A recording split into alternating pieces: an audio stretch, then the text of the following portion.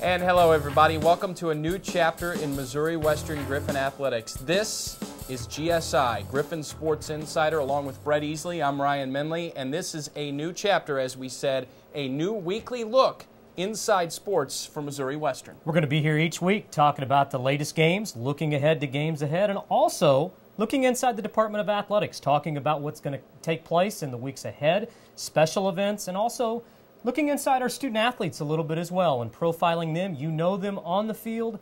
We want to let you know them off the field as well. That's right. You'll get to know the players on and off the field. We'll talk to the coaches on here. But this first show, we're going to start with just football, and deservedly so. Missouri Western off to a 3-0 start. They've got a huge game with Pittsburgh State this Saturday at Spratt Stadium. But before we look ahead, we have to look back, and a wild game at Washburn in Topeka this past weekend. Take a look.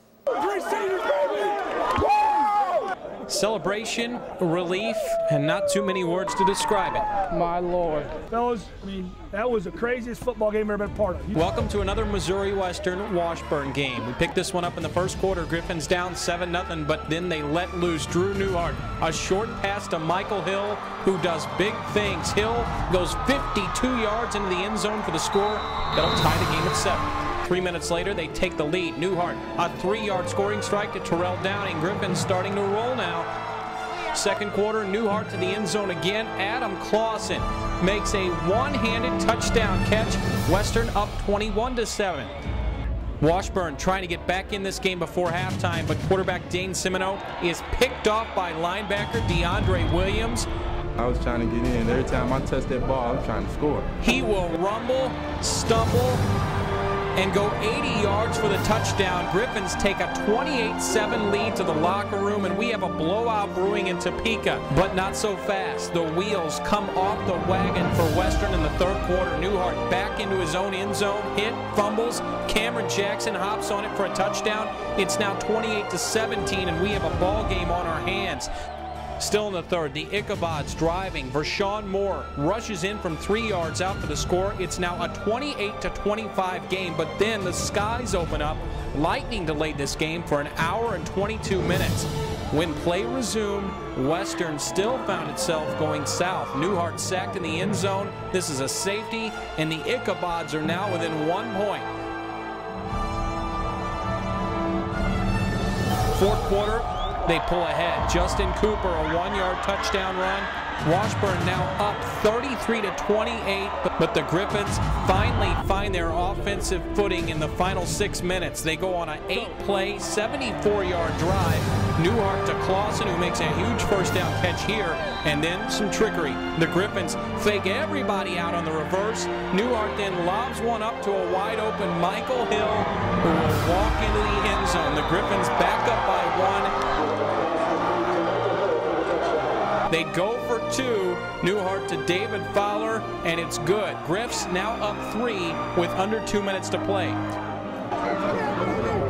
Washburn trying to answer on their drive in the final seconds, but Semino is picked off again by DeAndre Williams, and that is your ball game. The Griffins, who rolled off 28 unanswered points early, then gave up 26 unanswered points late, come back and hold on for a wild 36-33 win. Wild finish for the Griffins, who are now 3-0. Offensively, you found a way. That last drive, we made play after play. We got it done. Everything that could happen wrong happened in that football game. The best team won this football game, there's no doubt about that. I don't know what to think. It was the dangest game I've ever been a part of. It was the craziest game I've ever been a part of, and I think it's probably been the craziest game that anybody else has been a part of. And to get away here with a win, and no matter how you do it, it's a big accomplishment. I just honestly think this is your typical Washburn Missouri Western game. It was a great game. You know, we had to dig deep. You know, we had a lot of rain delays and stuff. That kind of helped us. You know, we were all flustered coming out of the second half, but you know, we found a way to get it in, and that's what we did. We found a way to get it in.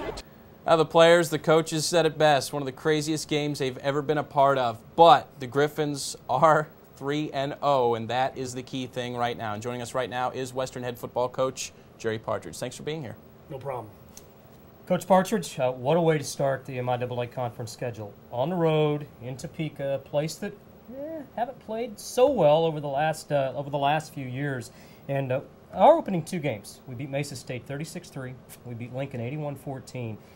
And I think you would agree that in those two games, and I'm not on the sidelines coaching, but we did see a lot of adversity in game. And right away, early on against Washburn, a 47-yard punt return by Ronell Garner, a punt that you later saw on film as a fair catch. So adversity hits right away, and the question is, how will we respond? But I thought we responded beautifully early on. Well, I don't know that there wasn't adversity in the first. Well, there probably wasn't adversity in the first two games, but there was tension. I mean, we struggled in the red zone in the Mesa game.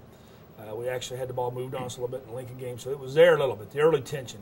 But you're right, it certainly was a very fast punch in the stomach, I guess you could say.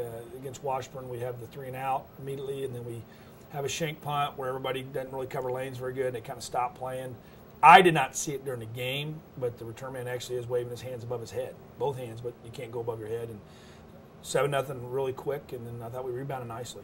Offensively, Drew Newhart in the first half, 3 touchdown passes, the first of which to Michael Hill. We're accustomed to seeing rushing touchdowns from him, but a very nice pass and catch, Drew Newhart to Michael Hill. Talk about that. Well, they blitzed, and Michael was running a flare or a flat route, and it was kind of a check down route, and they were trying to cover Michael from the linebacker from the other side over there, and they didn't flare control it. And got it to Mike, and he got in a flat, and made a guy miss and scored. And I think Michael has some special set of skills. He's a big kid that can run physical, and he also runs fast and great hands. He's a very good blocker, and it was good to see that. Drew finds Terrell Downing for a second touchdown pass, then the third of which goes to Adam Clausen, kind of a circus catch, left-handed, one-handed catch. Talk about that. We got some kids with some nice hands. Adam is a kid with he's a big kid with great hands. Andrew Mead, Terrell Downing, they all got very good hands, and so Drew doesn't have to be incredibly accurate to get completions. At the time, certainly a big play in the game. Later on in the game, we saw big plays, but with about a minute and a half to go in the first half, Washburn seemingly driving in for a touchdown to make it a 7-point game. Boom. What a big play by DeAndre Williams. Well, that was the first series where the Wildcat kind of started rearing its ugly head, a very ugly Wildcat head, and they were moving the ball, and DeAndre has a knack. He's not incredibly fast by any stretch, but he's got good quickness, and he's got a quick brain. He works very fast with his brain to his feet, and made a big play for us, and maddeningly so. It took a long time to get there, but Santre Bryson hustled down there and made a great block, and got him in the end zone. It was a huge momentum swing for us, and a 28-7 lead in Topeka, Kansas is always very good. 28-7 at this point, going into halftime, and then the wheels fall off the wagon.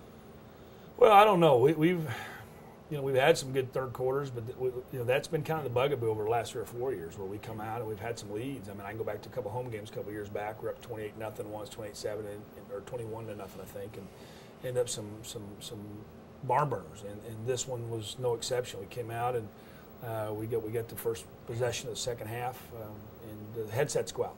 We have a bad series, get 3-and-out. We have a short punt. They got a short field, and they were able to drive and score. And our defense did a good job of keeping to a field goal. I mean, at this point in the year, our number one defense still has not given up a touchdown until that point. Do you win that game without that hour and 20-minute lightning delay that comes in the third quarter?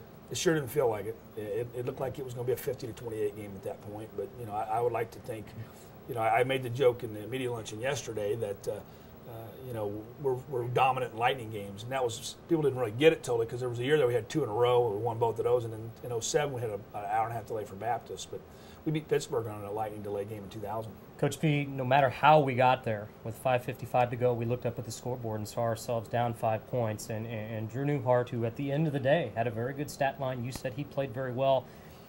He had a 25 minutes of football that maybe he would have liked to have forgotten too. But no matter what, that last 5:55, he did a beautiful job leading the offense down the field. Well, I think if you go over what Newhart did throughout the football game, his after the punt return, 3 great offensive drives where Drew was on target and really throwing the ball well, getting the ball in the right spot.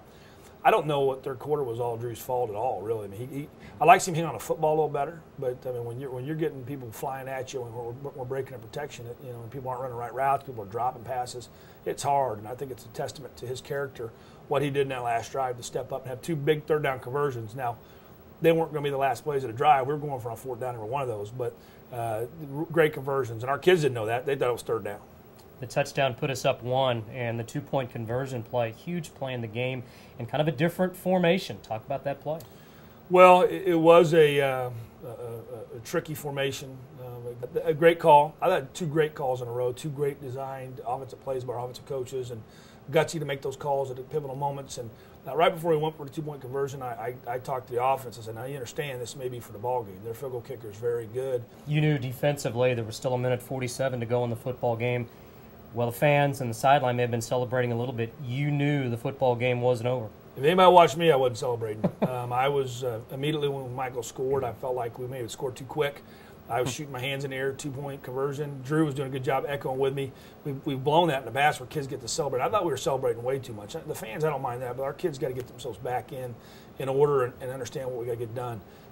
When the game was over, even after DeAndre's pick, one of the referees said he's real impressed with our character and the way we handle ourselves. And I said, if you've not been watching the same game we have, we may fumble this snap. And it was that kind of game. DeAndre Williams had a lot to say about those 2 interceptions, not just that first one, but the game-sealing interception, and we'll hear from him right now. The first pick, they just been dumping it to the back and the tight end, so I just didn't drop. I read it, and the D-line got a good pass rush, flushed him out of the pocket, so he wasn't looking where he was throwing, and I just jumped it, and I just ran. I seen quarterback, Chantre did a good job blocking for me on the quarterback. Then I just ran in. I was tired. I didn't know it was 80 yards, though, because it was after a long drive. I didn't know it was 80 yards. The last one was like icing on the cake. Like, it was cover 2. The quarterback started to scramble. I had left my man, but I had found him, and that's who he threw it to. And I'd seen him throw it, and I just picked it. And like, I was getting ready to run try to get another touchdown until everybody was like, get down, get down. I was like, yeah, you're right. And I got down, so that was pretty good. Williams kind of in a joking manner, but he knew what to do as soon as he got that game-winning pick. Yeah, he wasn't trying to score. He got down. Matter, I wish he'd have batted it down. It's pretty selfish to get the interception, but he dove immediately to the ground. It was not, or he tripped or something, but he was down instantly. I don't think that thought process was going on. Okay, well, we looked back. Now we're going to look ahead, talk about Pitt State right on the other side of this break.